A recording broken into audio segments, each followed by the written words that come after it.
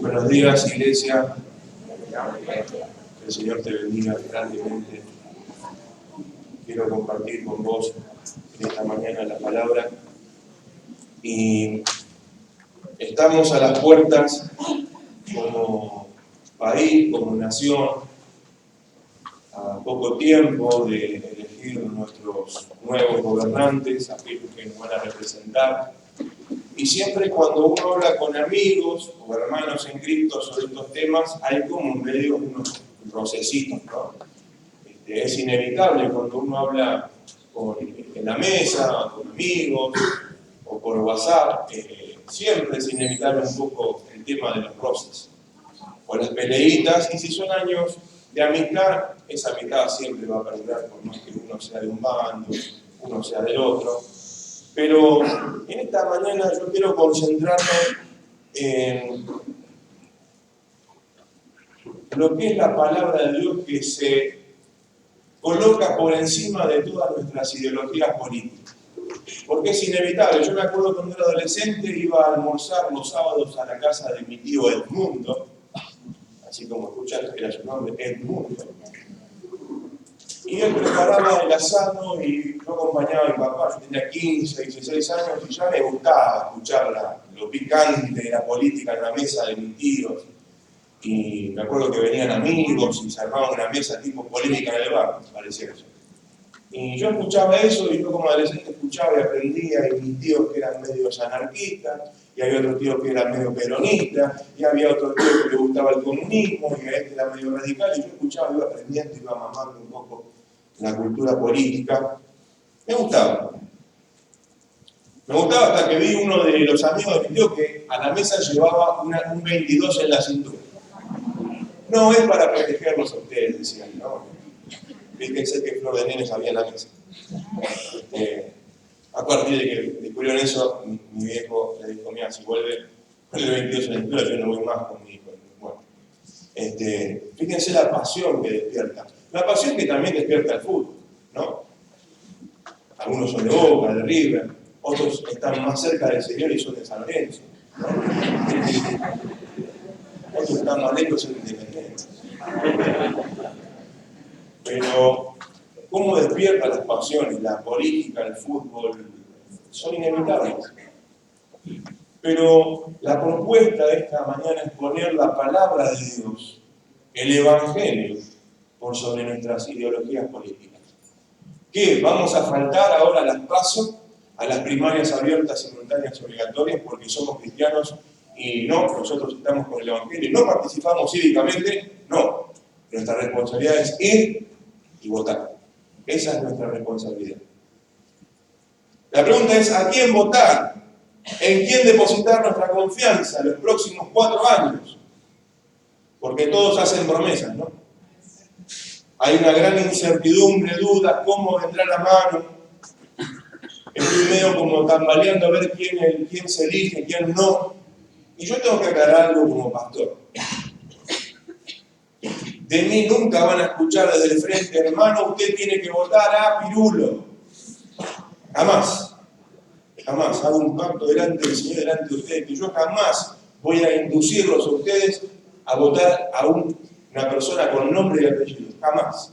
¿Por qué? Porque los cristianos nos caracterizamos, y los bautistas, aunque en la iglesia yo me enteré que hay una diversidad, hay bautistas, vienen del pentecostalismo, hermanos libres, tuve una diversidad que me encanta.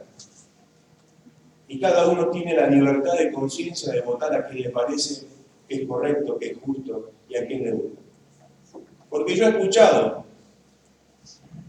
que en iglesias se ha dicho, hermanos, vaya el domingo que viene y vote a... Y yo con eso no estoy muy de acuerdo.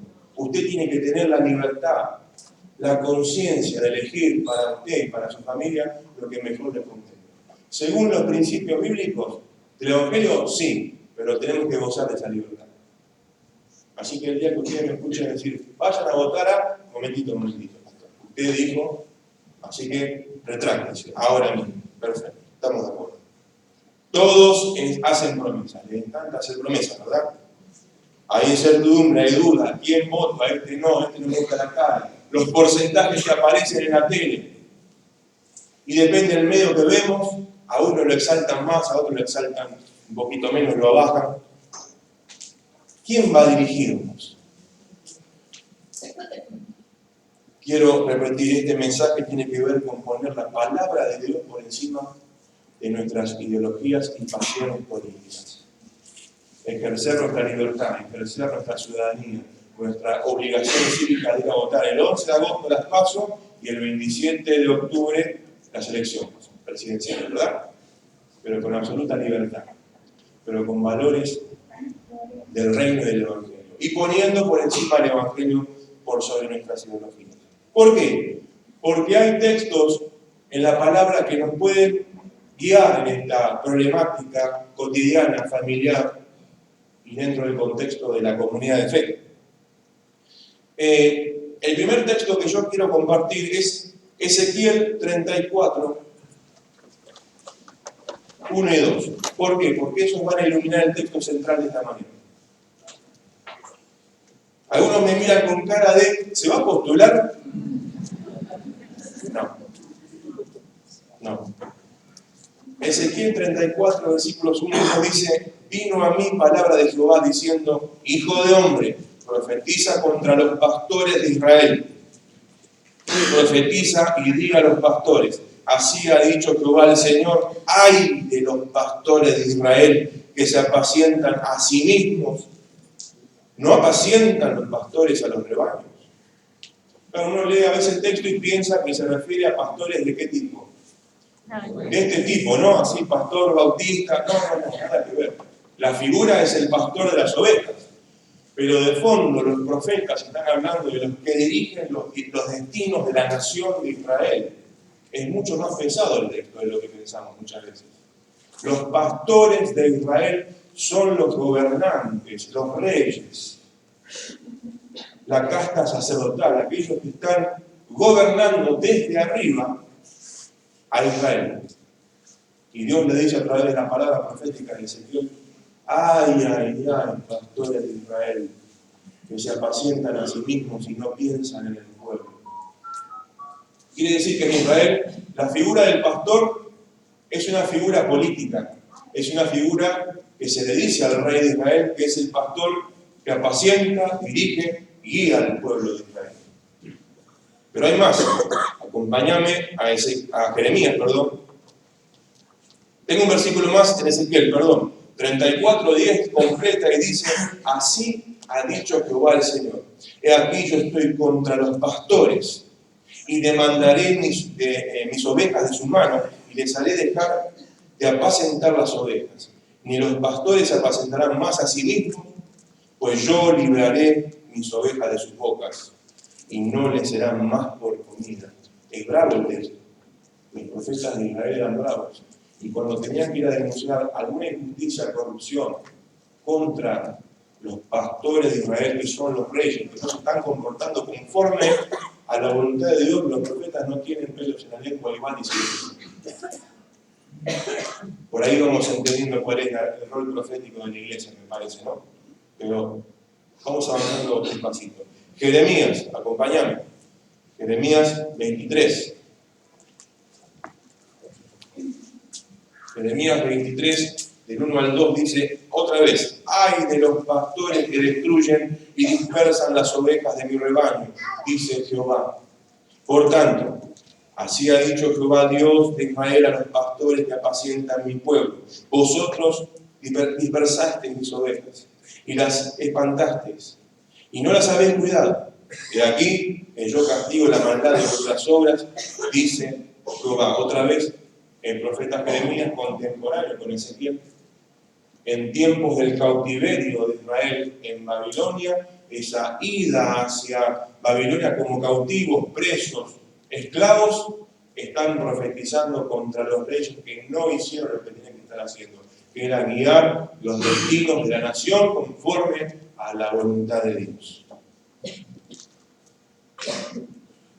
La figura del pastor es la figura de los reyes, pero ahora vamos a ver la figura del pastor de otra manera. Acompáñame al Salmo 80, versículo 1.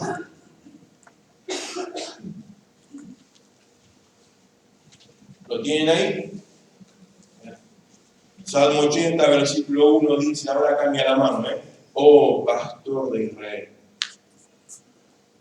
escucha, tú que pastoreas como ovejas a José, que estás entre querubines, resplandece. Leo un poquito más el versículo 2.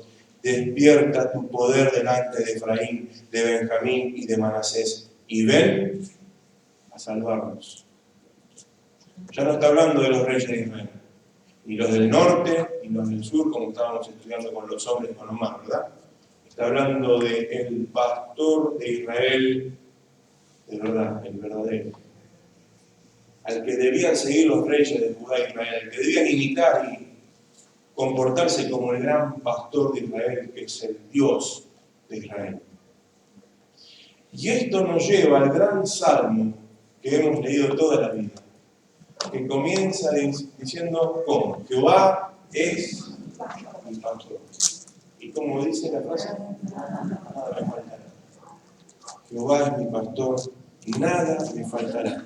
Ese salmo no es solamente un salmo de confianza y seguridad para con Dios y de alabanza a Dios como pastor, sino que es un salmo que vemos que el autor, o en el momento que está viviendo Israel, sabiendo que los pastores de Israel eran esos reyes que debían comportarse como guías de la nación, le está diciendo al Dios de Israel que Él en realidad es nuestro pastor.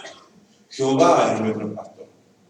Nada me faltará, porque se ve que con aquellos, con los reyes y gobernantes, nos está faltando de todo. ¿Qué cosa? Seguridad, certeza, sustento, estabilidad. Han fallado esos reyes, esos pastores. Por eso Israel, en la pluma del escritor y del salmista, dice, Jehová es mi pastor. Dios es el pastor de su pueblo. Podemos tener pastores del tipo guías políticos, religiosos, pero son humanos y pueden fallar, pueden fallar. Decía uno en la televisión, puede fallar. Pero el que nunca falla es este, el del Salmo 23. Jehová mi pastor. Nada me faltará. Algunas traducciones traducen desde el hebreo, nada me falta. Nada me falta. Y ahora, yo quiero que veamos la figura de este líder político, porque esta prédica se titula Dios está en campaña. Mientras vemos la tele y miramos los candidatos, que viene acá, que viene, mirá cómo va avanzando, va ganando este. Mientras estamos enganchados con esa y tenemos que actuar responsablemente el 11 de agosto y el 27 de octubre, yo quiero decirte, a través de la Escritura, que Dios con su pueblo, Dios está en campaña. Y esta es una fuerte crítica a los pastores de Israel. No se están encargando del pueblo.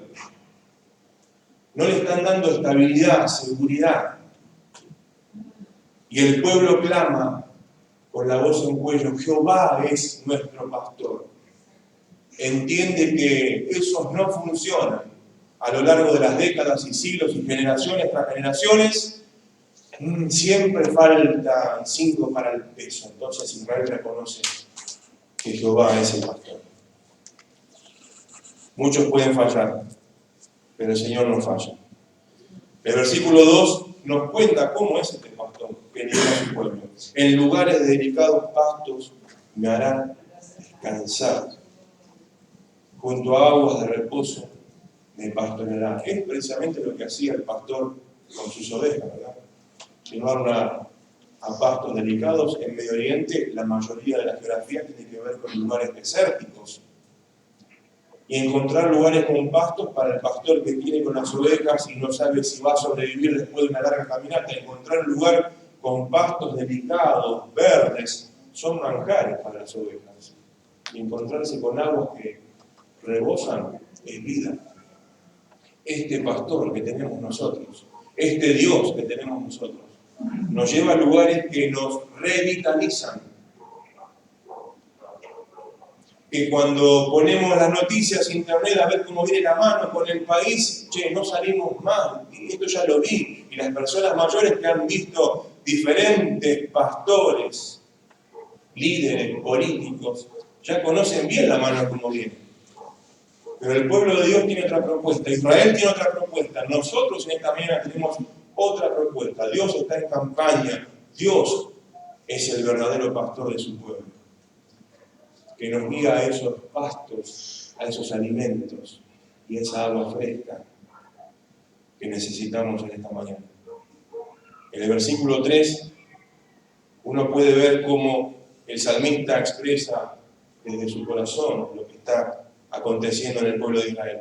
Confortará mi alma, me guiará por sendas de justicia por amor de su nombre. Una de las cosas que más hicieron los reyes de Israel y de Judá fueron no cumplir con los mandamientos de Dios.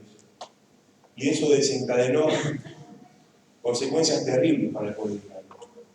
Pero este pastor, Jehová, sí conduce a su pueblo por sendas de justicia, por sendas de rectitud.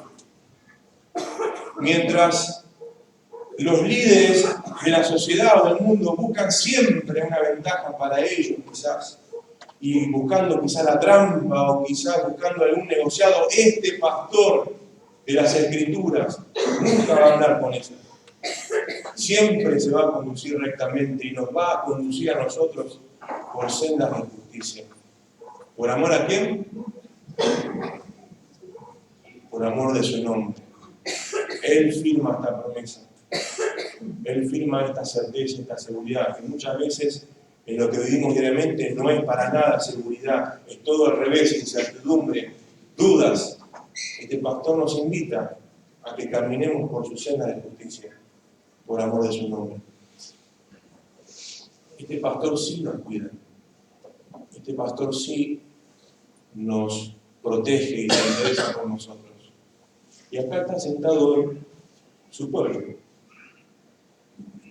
esperando que este pastor, una vez más, lo alimente y le dé de tomar aguas frescas. En el versículo 4 dice, aunque ande en valle de sombra de muerte, como dice, no temeré mal alguno. ¿Por qué? Tu vara y tu callado me infundirán aliento. Tantas cosas para sacar el pasaje, pero lo más importante, que diferencia a este pastor de los reyes de Israel y aquellos que aparecen con sus caras en la tele hoy en día para que uno lo vote, es que el pastor, cuando tiene que atravesar esos valles oscuros de la geografía de Israel, tiene una actitud de cuidado y lo hace con diferentes elementos. Vemos que menciona la vara y el callado. Y a veces para llegar a los pueblos los pastores tenían que atravesar regiones muy oscuras, hostiles y con animales feroces en el camino que podían arrebatar alguna de sus ovejas. Y él tiene sus instrumentos. La vara para pegarle en el lomo a algún lobo que se le acerque a las ovejas, que quiera arrebatarla, que quiera herirla. El pastor está al cuidado y tiene elementos para pegarle el lomo a esos lobos o esos animales feroces. Y además, las ovejas, como habrán estudiado en muchas clases o habrán estudiado en la Escritura, tiene que ver con un animal que se descarría fácilmente. Hay que traerlo continuamente al redil. El pastor tiene un elemento, un callado que tiene que ver con una leve corrección para que ven y querida vuelve al redil de vuelta, al caminito, a la senda de justicia y los trae. Tiene la vara para pegar a los otros, pero tiene el callado para muchas veces traernos a nosotros mismos que nos descarriamos fuera de los caminos del pastor, del verdadero pastor, que es el Señor. Y el salmista dice que no va a temer mal alguno. Sí, pero vos no viste lo que yo estoy viviendo. Vos no sabés la que estoy pasando. El Señor nos invita, en esa que estás pasando, que digas con el salmista, no temeré mal alguno. ¿Por qué? ¿Alguien puede decirlo fuerte? ¿Por qué? Porque tú estás conmigo. Una cosa es atravesar la prueba, el valle oscuro de la vida solo. Pero otra diferente es que el Señor me diga a través de este salmo que Él va a estar conmigo. Es muy diferente.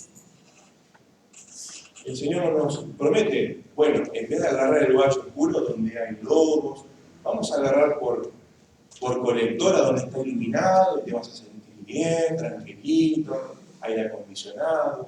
No, muchas veces la vida es atravesar valle tras valle, tras valle de sombra y de muerte. La gran promesa es que Él va a estar con nosotros.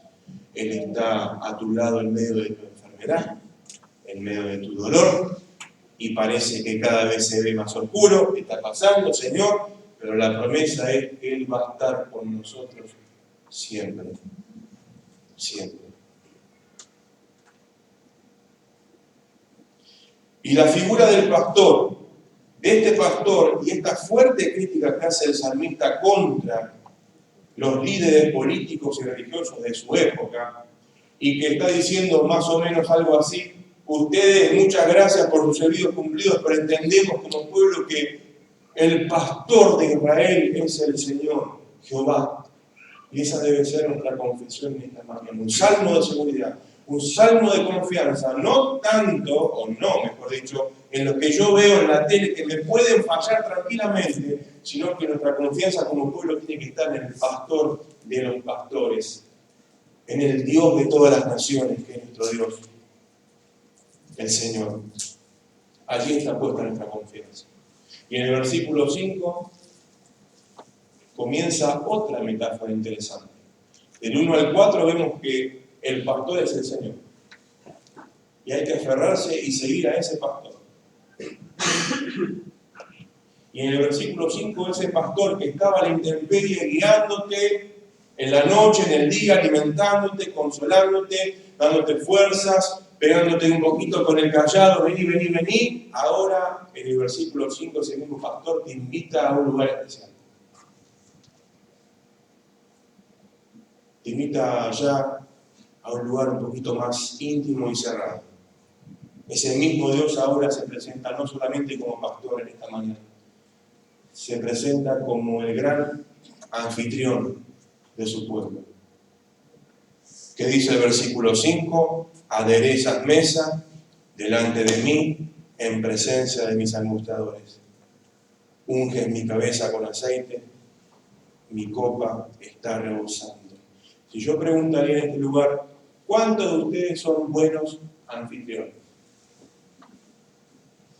No hace falta que levante la mano, pero cada uno sabe si le gusta recibir gente en su casa y se desvive por poner la mesa y dice: mirá, abre la heladera, servite, te estoy esperando con una bondiolita a la bolsa esa enorme, ya se le está yendo agua a la boca, muy bien. Cortamos tiernita, ¿te gusta? Mirá, tengo esto también para vos. Hay gente que se desvive por atender bien a sus amigos, a sus hermanos en su casa, ¿verdad? Yo sé que hay mucha gente acá sí. Pero también hay otros. Yo tengo un amigo de toda la vida que yo llego a la casa y me dice: servite vos. Servite vos. Agarra, ahí tenés. No me molestes. Amigo de muchos años, ¿no? No es muy buen anfitrión que digamos, pero bueno, somos muy amigos. Pero hay gente que tiene una hospitalidad tan grande. Y uno de los grandes valores de la época esta bíblica, medio oriental, tiene que ver con la hospitalidad. No ser hospitalario para esa época era un pecado grande, porque las distancias que había que recorrer eran muy grandes, y si vos encontrabas un pueblo, una aldea, una tienda, era revivir, resucitar, llegar con la boca seca, medio ahí arrastrándose y que te den un poco de agua. Y si no eran hospitalarios, era morirse. Yo quiero resaltar la figura de este Dios que es anfitrión y que nos tiene a todos nosotros en esta mañana sentados en su casa. Este Dios amoroso ha abierto las puertas de su casa, de su templo, pero sabemos que a partir de Jesús, cada uno de nosotros son templo del Espíritu Santo. Pero en la casa del Señor hoy nos ha abierto las puertas. Estamos sentados a la mesa del Señor. Y Él prepara esa mesa delante de todas las cosas que te angustian. Por un momento en este lugar, seguramente nos olvidamos de todo eso, ¿no? Perdóname si te lo recordé. Pero el Señor promete que en medio de las cosas que te angustian, Él prepara una mesa para que vos te sientas en la casa del Señor. Que te sientas en paz, en tranquilidad, sabiendo que el que te está sirviendo es el mismo Señor. Me gusta la idea del Dios siervo, el Dios que fue crucificado en el Calvario, el Dios que sale de ese cielo todopoderoso, lejano, y viene a hacerse cercano con todos nosotros, en la persona de Jesús. Un Dios que abre su casa, recibe a su pueblo, tiende el mantel, pone un pan casero calentito, un buen vino para que le guste, coca clásica, coca light, lo que quieras. Este Dios nos sirve la mesa de esta mañana y por un momento la enfermedad, la crisis, la oscuridad, las peleas, las disensiones tienen que mirar todos nosotros estamos banqueteando en la presencia del Señor. Por eso sus palabras son: unge mi cabeza con aceite. La cuestión de la unción del aceite en la visita, en el huésped, era fundamental en la antigüedad. Y Dios unge nuestra cabeza con aceite. Nos trae por un momento un refrigerio. La piel en el Medio Oriente se reseca con tanto sol, ¿verdad? Y los achaques de la vida, los problemas, todo lo que sufrimos día a día, provoca heridas en nuestra vida. Y esta mañana este Dios te dice: sentate a mi mesa, que te voy a pasar un poquito de aceitito. Tu Santo Espíritu está sobre nosotros y en nosotros en esta mañana. Es un Dios hospitalario, es un Dios protector para aquellos que se sienten en esta mañana que están desprotegidos por diferentes circunstancias. Este Dios se presenta como un Dios protector. Y el templo, su casa, es el lugar donde nos recibe a todos nosotros, para que estemos pasando tiempo con Él. La mesa está servida, estamos compartiendo todos juntos como hermanos, y no hay anfitrión más grande que nuestro Dios. En el versículo 5 me encanta la idea de que cuando vas a la casa de un amigo, de muchos años, cuando te sirve algo, elegí la bebida que quieras, no importa. ¿Qué hace tu amigo? ¿Cómo te sirve? ¿Así? ¿Así? ¿Cómo es un amigo? Exagerado. Pará, me vas a hacer rebalsar el vaso, pará. ¿Por qué? Viniste. Tomá. Nos sirve cuando le servimos a nuestros pequeños hijos, que le servimos un poquito para que no se derramen la ropa. No. Nuestros amigos son exagerados cuando nos atienden y nos sirven esa Coca-Cola helada del verano en un vaso así y no le alcanza hasta el tope para que se nos derrame el vaso, porque está contento de recibirlo. Nuestra copa está rebosando en esta mañana, porque el que nos está sirviendo es el Señor. Está gozoso, está contento de que estés sentado acá y que compartas esto mismo, esta seguridad y confianza que nos transmite el Salmo y nos transmite la persona de este Dios, pastor y anfitrión, compartirlo con aquellas personas que la están pasando mal, están sufriendo y necesitan una palabra de Dios. Y Dios va a usar tu vida para llevar esta palabra. Terminando y cerrando el Salmo, dice: ciertamente el bien y la misericordia me seguirán todos los días de mi vida, y en la casa de Jehová moraré por largos días. Antiguamente, cuando te perseguía alguien, un enemigo, alguien que quería matarte o herirte, si vos te refugiabas en la tienda de alguno de estos semitas beduinos, el que te perseguía no te podía tocar, porque el hecho de que estés bajo techo de tu anfitrión era algo sagrado. El que estaba afuera tenía que esperar. No podés entrar a la tienda y matarlo, porque es un pecado contra el dueño de la tienda, el dueño de la casa y la familia. Es un pecado enorme contra Dios. No podía hacer absolutamente nada. La hospitalidad y la protección que daba esta persona al huésped. Dios nos tiene esta mañana refugiados, no al estilo secta elitista, que estamos todos acá calentitos, tranquilitos, sin que no nos moleste nadie, ni tu sangó. No. Dios quiere hacer esto con todos. Con ese amigo que quisieras que estuviese sentado acá en esta mañana compartiendo la palabra, con ese pariente que le sigue diciendo que no a Dios. Dios quiere hacer de este lugar un refugio para todos, no solamente para los redimidos y salvados. Dios quiere salvar a todos son a todos tus amigos. Quiere invitarlos, este Dios anfitrión, a sentarse a la mesa, a ungirles con aceite, a darles alimento, a rebosar su copa, a decirles en un momento: ya no les persiguen más esos enemigos, esa enfermedad, ese dolor, ese sufrimiento, sino que ahora lo que te persigue es algo diferente.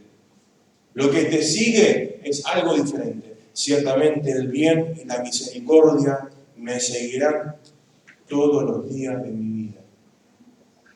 Yo quiero que me persiga el bien y la misericordia de mi Dios, de tu Dios, todos los días de mi vida. Y la promesa es: en la casa de Jehová moraré por largos días. Uno siempre piensa en este Dios que no solamente es un Dios salvador, redentor, creador, sino que es un Dios que se compromete con su pueblo y con su historia.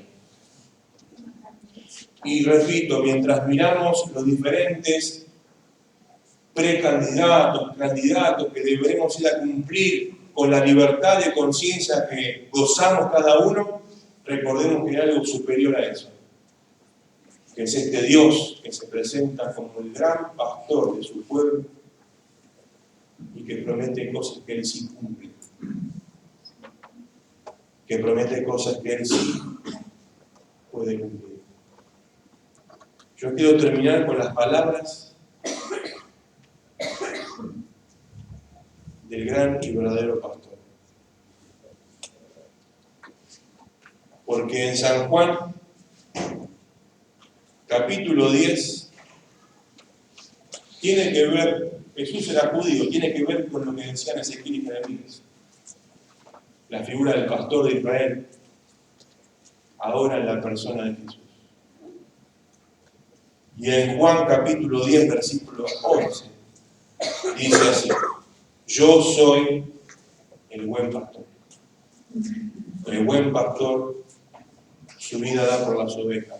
Y Jesús no solamente está diciendo una figura de protección, de pastor de una iglesia, de una sinagoga. No. Los pastores de esa época también están fallando. Los líderes, los fariseos, los saduceos, los líderes políticos y religiosos también están fallando en la época de Jesús. Y Jesús se presenta ahora como el buen pastor. Y si lees el último versículo, los últimos dos, que sea en el 14 y el 15, complementan diciendo: yo soy el buen pastor y conozco mis ovejas y las mías me conocen. Claro, porque las diferentes facciones políticas de la época de Jesús, fariseos, saduceos, ¿a ustedes les parece que le importaban las ovejas de Israel? ¿Las personas? ¿La gente? No. Para ellos eran unos meros pecadores, ignorantes de la ley y nada más. Pero Jesús sí conoce a sus ovejas. Él sí las conoce. Y Él pone su vida por las ovejas. Así como el Padre me conoce y yo conozco al Padre y pongo mi vida por las ovejas. Este 11 de agosto y este 27 de octubre deberemos presentarnos como ciudadanos a votar. Pero recordemos esta palabra del fondo. Recordemos este principio.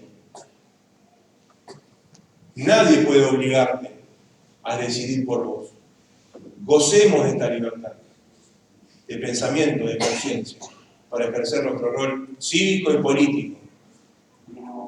Pero nosotros vamos un paso más como cristianos, de decir que el Evangelio que predicamos, que vivimos, que estudiamos, que respiramos, que leemos, está por sobre las diferentes ideologías políticas que están en nosotros. Son pasiones inevitables. Pero el mensaje del Evangelio muchas veces denuncia algunos valores de diferentes movimientos e ideologías. Como cristianos, como hijos de Dios, nuestra premisa, nuestro principio es el Evangelio, la palabra de Dios. Después andá y votá en secreto a quien vos consideres más productivo, más positivo para vos y tu familia, con total libertad. Pero recordad que en el fondo Jehová es nuestro pastor y nada nos faltará. Nada. Padre amado, oramos en el nombre de Jesús, pidiendo asistencia del Espíritu Santo. Señor, son tiempos difíciles de muchas decisiones, como familia, como personas, como comunidad, como nación. Dios mío, aprendimos a través de tu palabra, o repasamos un poco, de que realmente el líder más grande que tenemos, el pastor, el dirigente más grande que tenemos, sos vos, Señor. Y nuestros destinos son conducidos y guiados por tu persona. Señor, danos sabiduría, danos entendimiento, discernimiento, Señor, y gracias por el uso de la libertad y la conciencia. Señor, que nadie nos obliga a nada, ni siquiera un pastor desde un púlpito nos obliga a nada, sino que podamos disfrutar de esa libertad. Y podamos ser sabios entendidos de que vos sos nuestro pastor y vos sos el más grande anfitrión. Dios mío, mientras los políticos se muestran en la tele, entrando en las casas y tomando mate con la gente, en esos videos armados, vos nos recibís en tu casa. Vos nos ponés una mesa delante de nosotros. Ya no pondremos nuestra confianza en personas, en promesas limitadas, terrenales, sino que nuestra confianza está puesta en vos. Vos nos das la seguridad. Vos nos das la certeza, Señor. Queremos aprender a confiar cada vez más en vos. Oramos, te glorificamos, te bendecimos en el nombre de Jesús. Amén.